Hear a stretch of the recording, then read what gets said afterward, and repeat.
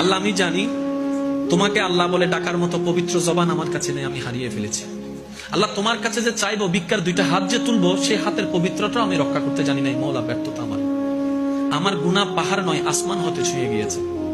কিন্তু আমি তারপরও তোমার দরবারে হাজিরা দিয়েছি, কারণ আমি জানি আমার গুনার বিশালতার চাইতে তোমার রহমতের বিশালতা। যেতে পারেনি এখনো, দান করবে, এখনো করে নাই, নিয়ত করেছে। আমলনামায় একটা নেকি লিখে দিবা, আর যখন নেকের কাজটা করা হবে তখন 10টা গ্রেস মার্ক লাগাই দিবা, 10 গুণ বাড়ায় দিবা। আর আল্লাহ পাক বলেছেন, আমি যে আমলে খুশি হব, নিচে হলো 10, উপরে 700 পর্যন্ত বাড়াই দেব। সুবহানাল্লাহ। এই হচ্ছে আমার আল্লাহ পাক, তিনি কিয়ামতের দিন বিচারে অত্যন্ত কঠোর।